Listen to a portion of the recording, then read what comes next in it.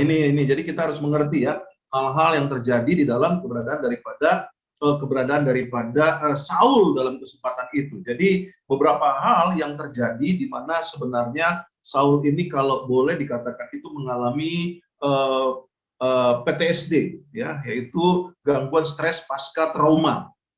Coba lihat perilakunya. Kalau kita melihat secara penuh ya, misalnya kita lihat yuk di dalam 1 Samuel 11 ayat 6 sampai 11 ya, di mana dia melihat pembantaian ya, yang mana dalam hal itu kita lihat apa yang dilakukan oleh Saul. 1 Samuel 11 ya, ayat yang ke-6, 1 Samuel pasal yang ke-11. Oke, kita lihat di sini apa yang dikatakan di situ. Oke, ketika Saul mendengar kabar itu, maka berkuasalah roh Allah atas dia dan menyala-nyala amarahnya dengan sangat. Logikanya coba. Apakah benar roh Allah berkuasa dalam kehidupannya atau memang dia sedang mengalami sesuatu yang menjadi depresinya, emosinya? Ketika Saul mendengar kabar itu, dia dikatakan apa? Lalu diambillah sepasang lembu, dipotong-potong, lalu dipotong-potong, dikirimkan ke seluruh daerah Israel dengan perantara pesan. Siapa yang tidak mau mengikuti Saul dan mengikuti Samuel, lembu-lembunya akan diperlakukan juga demikian. Lalu Tuhan mendatangkan ketakutan kepada bangsa itu, sehingga majulah mereka serentak. Ketika Saul memeriksa barisan mereka di Bezek, maka ada 300.000 orang Israel dan 30.000 orang Yehuda. Kepada para utusan yang datang itu dikatakan, beginilah kamu katakan kepada orang-orang Yabes Gilead, besok pada waktu panas teriknya matahari akan datang bagimu keselamatan. Ketika para utusan kembali memberitahukan hal itu kepada orang-orang Yabes, bersukacitalah mereka. Lalu orang-orang Yabes itu berkata kepada Nahas, besok kami akan keluar menyerahkan diri kepadamu, maka bolehlah kamu lakukan terhadap kami apapun yang kamu pandang baik. Keesokan harinya Saul bagi rakyat itu menjadi 3 pasukan, mereka itu masuk ke tengah-tengah perkemahan musuh pada waktu awal pagi dan memukul kala orang-orang Amon sebelum hari panas dan terserang orang yang lolos itu, sehingga di antara mereka tidak ada yang tinggal 2 orang bersama-sama. Ya, dan itulah yang terjadi, dikatakan bagaimana akhirnya ia melakukan secara terjemahan lain yang dikatakan bagaimana dia juga membunuh dan membantai ya dari musuh itu perempuan-perempuan dan juga anak-anak yang ada. Nah, ini memang menjadi sebuah pertanyaan-pertanyaan dalam diri kita kadang-kala ya. Memang Allah dalam sikapnya di dalam perjanjian lama seperti itu ya, sadisnya. Kok beda dengan Allah dalam perjanjian baru? Enggak lah, tetap sama lah. Tetapi kan secara penulis yang menuliskan hal ini ya kan, menerjemahkan hal ini memang tidak mudah Bapak Ibu Saudara ya. Karena dalam hal ini kita bisa melihat ada hal-hal yang seperti kontradiksi antara sifat Allah di masa perjanjian lama dengan sifatnya perjanjian baru. Ada di mana Allah memang menegur, menghajar, menghukum. Tetapi kalau bicara tentang melalui seseorang, ya benar gak nih orang ini? Kan begitu. Loh, kenyataannya kita tahu di mana dikatakan bahwa roh Allah sudah meninggalkan dia. Ya kan, roh Allah akhirnya meninggalkan Saul. Apakah benar yang demikian? Nah, ini perlu kita pahami ya secara menyimak baik-baik ya. Bahkan kalau kita lihat di mana hal-hal yang lebih lagi dilakukan oleh Saul dalam kehidupannya ya.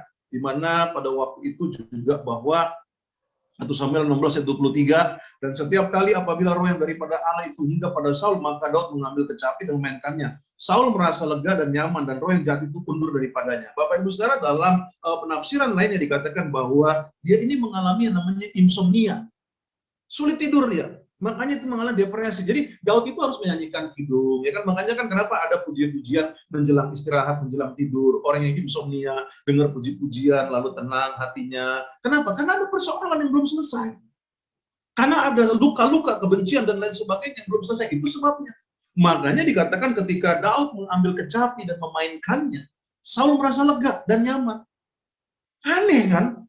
Kalau dibilang bahwa kalau dia ini mengalami yang namanya pengurapan Tuhan. Ingat, yang menjadi persoalan juga, Samuel itu ada masalah secara pribadi dengan Saul. Kenapa? Kita mau lihat ya, apa yang menjadi pernyataan daripada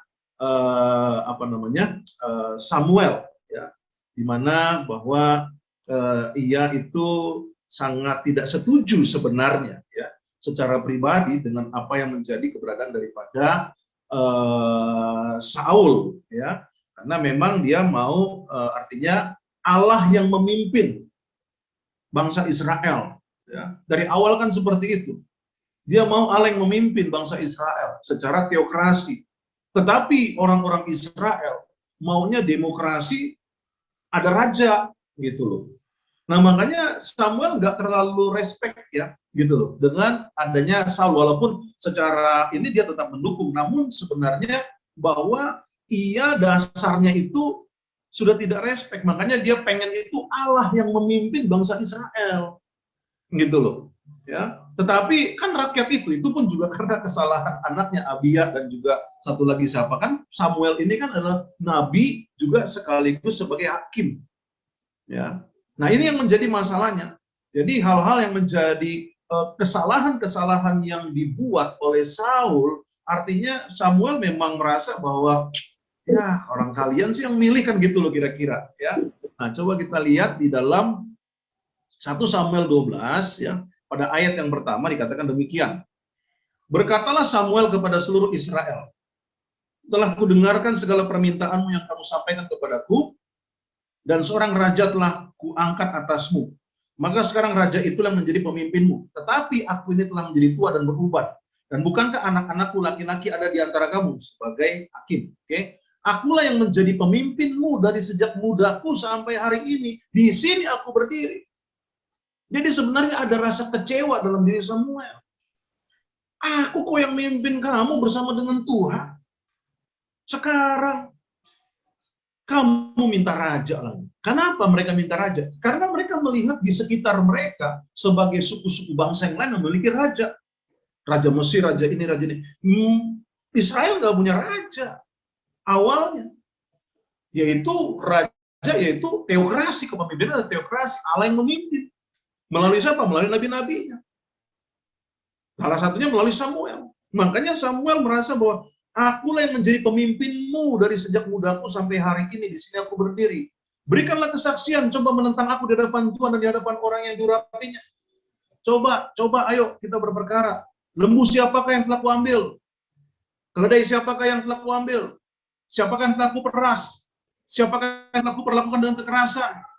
Dari tangan siapakah telah kuterima sogok sehingga aku harus tutup mata? Aku akan mengembalikannya kepadamu.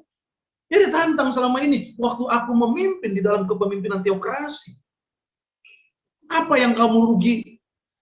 Apakah aku merugikan kalian? Kenapa harus cari raja? Seolah-olah ngomongnya begitu. Ini beresiko, gitu loh. Nah inilah hal-hal yang memang menjadi latar belakang ya. Jadi kalau kita mengacu kepada apa yang menjadi latar belakang ini, memang akhirnya kita melihat ada sesuatu hubungan yang kurang harmonis ya antara Saul dengan Samuel. Nah, sehingga dalam kesempatan itu maka terjadilah hal di mana akhirnya Saul marah sekali dengan apa yang dilakukan oleh Saul gitu loh ya. Kenapa? Karena memang dia mengerti betul hatinya Allah. Dia mengerti betul siapa Allah Israel itu sendiri. Nah, oleh karena itu dalam kesempatan ini, apa yang bisa kita pelajari ya di dalam kesempatan ini sebelum nanti mungkin setiap saudara akan bertanya tentang hal-hal ini, karena saya pikir ini menarik dari lihat muka seriusnya saudara kan, gitu kan, saya pikir ini menarik ya, karena mungkin sedikit banyak menambah paling tidak gambaran ataupun wawasan tentang siapa itu Saul dengan latar belakangnya. Memang secara lembaga Alkitab Indonesia tidak banyak kita, karena kan kita lompat-lompat seperti itu, tapi secara keseluruhannya sebenarnya Saul ini ada masalah ya. Kenapa? Karena kenyataannya dia benci seumur hidupnya sama Daud. Masa sih pemimpin begini? Iya kan? Masa sih pemimpin tidak menyelesaikan masalahnya? Kenapa dia tidak gentle untuk ngomong dan sebagainya? Kenapa dia tidak akui orang yang dipimpinnya kalau memang memiliki sesuatu kemampuan kelebihan? Kan begitu harusnya. Dia harus menyadari juga bahwa dalam segala kerendahan hati bahwa dia bukan orang yang sempurna. Kan seperti itu. Tapi kenapa dia bahkan mau membunuh Daud dengan apa yang menjadi puji-pujian orang dan sebagainya? Ini kan satu masalah. Dan lalu dia menjadi pemimpin yang seperti ini bahaya. Ya kan, sehingga dalam keputusan-keputusan yang ada secara otoriter, secara kemauannya sendiri, ya kan, dia lalu melakukan tindakan-tindakan yang ada. Nah, karena itu, mengingat apa yang menjadi pertanyaannya, apakah yang dilakukan Saul ini adalah berhikmat atau karena terdesak? Kita lanjut, ya. Oke, kita lihat apa yang terjadi. Kita bicara begini ya. Kita bicara tentang Abraham. Oke. Abraham pada waktu dia sebelum jadi Abraham dijanjikan kepada Allah yaitu Sarah akan memiliki anak. Tapi apa yang terjadi? Dia hampir nggak percaya. Makanya Sarah Sarai pada waktu itu membawa Hagar untuk berpikir bahwa, oh, jangan-jangan maksudnya dari garis keturunan saya itu karena Hagar ini adalah budakku, jadi pada masa itu hukumnya budak adalah sepenuhnya kepunyaan milik daripada tuannya. Oh, mungkin ini maksudnya Tuhan itu dari berapa banyak kita kadang-kala terjebak dengan situasi itu. Kita berpikir bahwa, oh ini begini. Oh maksudnya begini. Kadang-kala kita sendiri yang memiliki interpretasi yang kadang-kala terlalu jauh. Nah ini persoalannya, ya kan? Makanya kalau kita lihat kembali di sini, apa yang menjadi hal-hal ya yang mana terjadi dalam kehidupan daripada Saul, bahkan mungkin kalau dibandingkan dengan anaknya Jonathan dalam 1 Samuel 14 ayat yang ke-6 ya, malah lebih rohani Yonatan. Coba lihat 1 Samuel 14 ayat yang ke-6. Berkatalah Yonatan kepada bujang pembawa senjatanya itu, mari kita menyeberang ke dekat pasukan pengawal orang-orang yang tidak bersunat ini, mungkin Tuhan akan bertindak untuk kita, sebab bagi Tuhan tidak sukar untuk menolong, baik dengan banyak orang maupun dengan sedikit orang. Jadi kalau ada pertanyaan demikian, apakah ini hikmat atau terdesak? Saya langsung mengatakan terdesak.